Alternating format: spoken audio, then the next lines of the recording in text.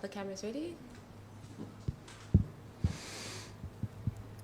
Good afternoon, everyone. Thank you for joining us for this pre-match press conference with Coach R. Sridhar.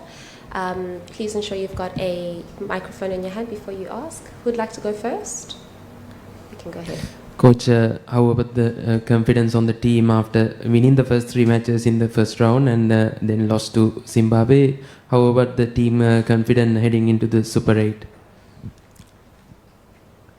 I mean, the team, they know what is required from them at this stage, and like all good teams do, it's very important to reflect, learn, and move on. Whether you had a good game or whether you had a loss, it is important for the team to move on and focus on what they need to do for the next game. And yes, the team is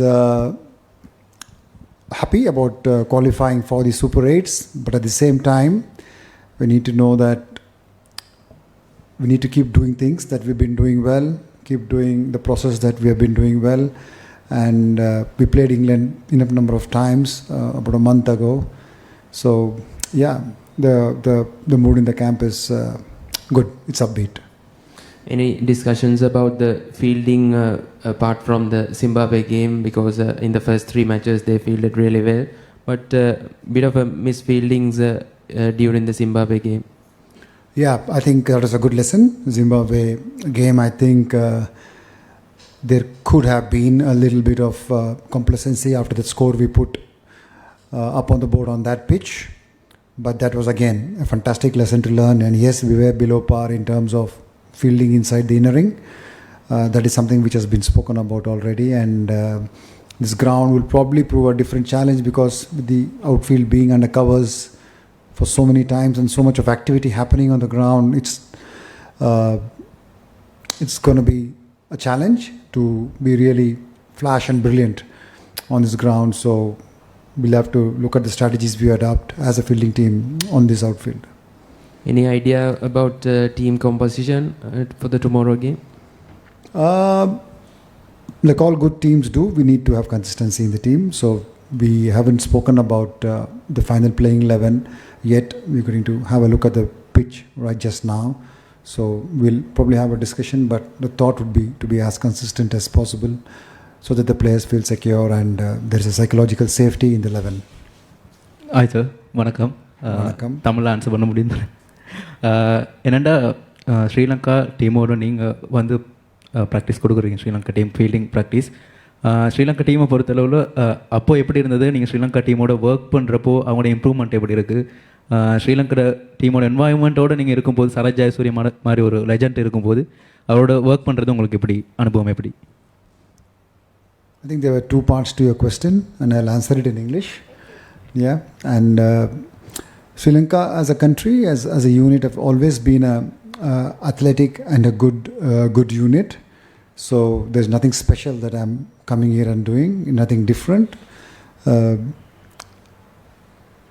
I just want them to be more connected to them, to their teammates, to the ball and to the occasion, and try and develop something which is sustainable, not just for this World Cup but going forward as well. And the response from the Sri Lankan Cricket Board and the players, the group of players, has been really good, and I'm grateful for that. They've allowed me to come into their setup and bring in my ideas, and they've been respectful of that, and they've been good to receive it as well. So that really reflects the good culture which is prevailing in the team. And with regards to your second question about Sanath Jayasuriya, obviously, like I mentioned after the Australian game, that being the legend that he is, he's been fabulous to work along with. He's given us enough space to do what we want to do. He's been receptive to the ideas that we've been able to bring in with our coaching experience, and at the same time he's kept the mood in the change room really, really good. So that's something which he's done exceptionally well considering the status and the kind of respect he brings into the change room, and that's really awesome of him. Hi, Coach. You mentioned that you played England here 3 times, 3 defeats, but also a chance to learn from what happened. I was just wondering what learnings did you take from that T20 series here? Yes, a good question actually. And we played. I remember the first game we bundled out for 130 odd, and there are a couple of learnings from that. As a batting unit, we learned immediately, and the next game we posted a score of about 180, 190, I guess. Then there was a bit of a rain interruption, and we saw some good batting at the back end from Tom Banton and the rest of the team, which took the game away. So that was a learning. But we don't have the same bowlers now. Wanindu Hasaranga, who played that game, is injured. Matisha, who played that game, is injured. He's not available. So slightly depleted in the bowling front. But at the same time, we've taken the lessons forward. I'm not talking about the third game because that is not the kind of a pitch I guess we will be playing on come tomorrow.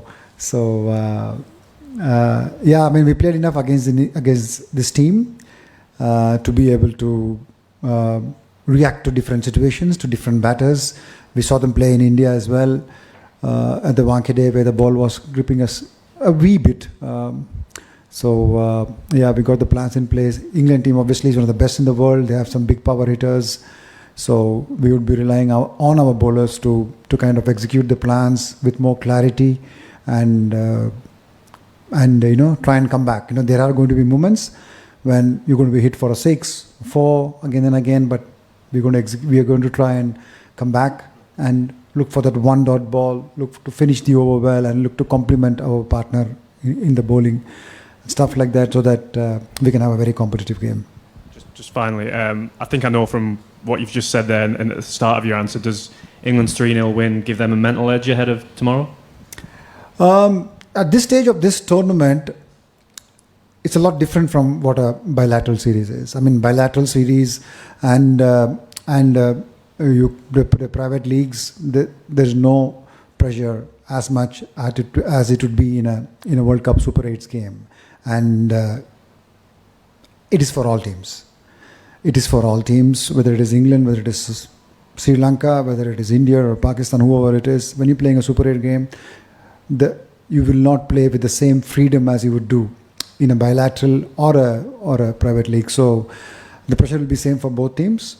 The teams which do the things correctly under pressure, the team which make lesser mistakes is the team that is likely to go through. Can you get the light back, please? Sridhar, hi. You mentioned about Wanindu Hasaranga as well as Patirana not being there. So how does the bowling dynamics now change with both these key bowlers not part of the setup for the remainder of the World Cup? And also a word on Kusal Pereira's form at the top of the order. Is there a scope for a change in the batting order, or how would you look at it? Wanindu first, I think everyone knows the quality what Wanindu Hasaranga has got as a bowler, as an all-rounder, and what he can offer to the team. Obviously, his injury in the first game against Ireland is not something we anticipated. So that's a loss and big shoes to fill in, like I said last time, for the other leggy who came in. And to be very honest and to be very fair to him, he's done his part, what best he could do. He's brought us into the game in both the games against Australia and even against Zimbabwe. That 19th over which he bowled gave us a sniff in the last over. So that's what we can do at the moment. And with regards to Matisha Patirana, everybody knows how lethal he is, and with his pace and variations.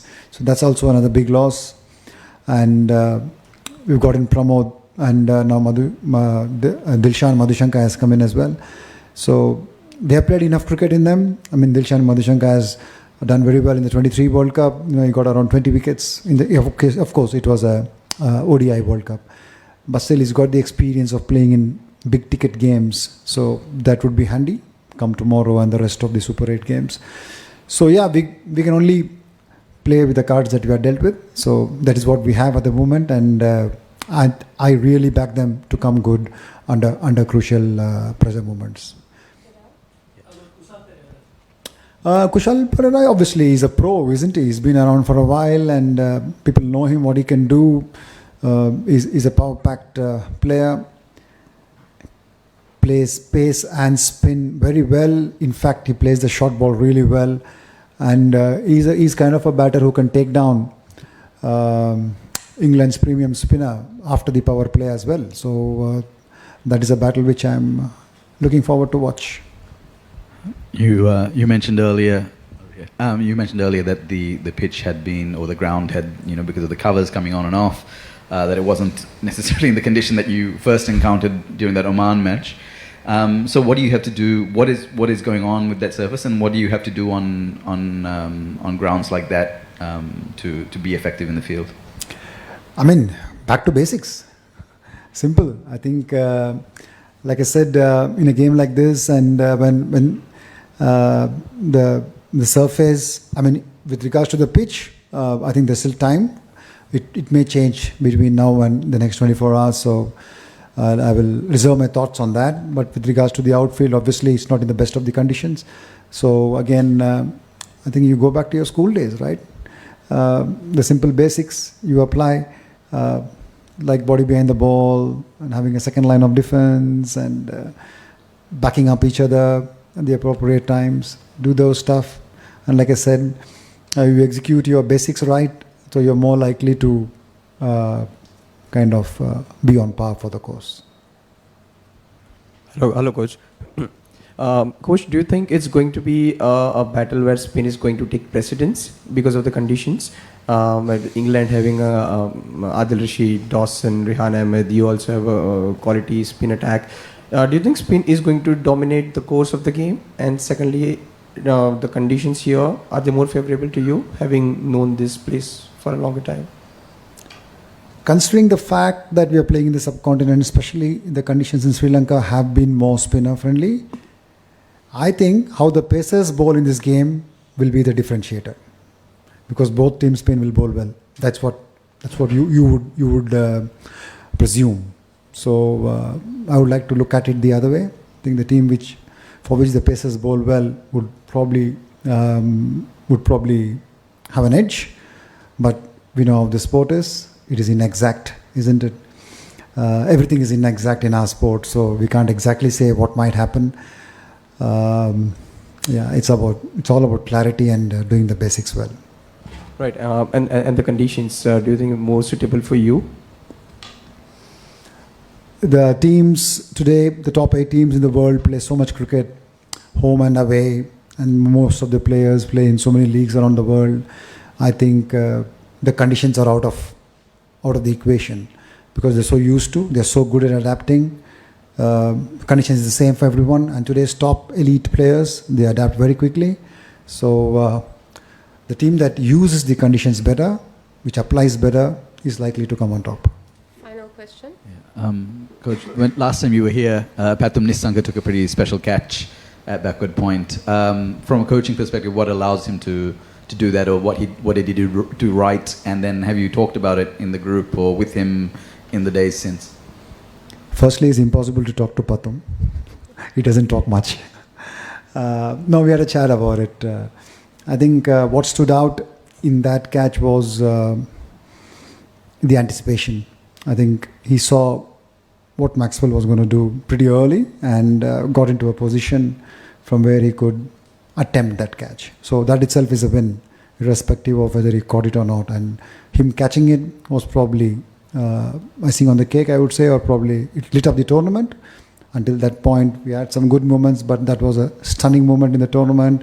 And to cap it up with 100 makes it even more special. So I think credit to Pathum for having recovered, for having shown the resilience from dropping him in the earlier over and being able to move on from that drop catch and being able to anticipate and pull off a blinder. Full marks and more to Pathum Nissanka. Thank you very much, Coach, and thanks everyone for joining us. Thank you very much. Have a good afternoon.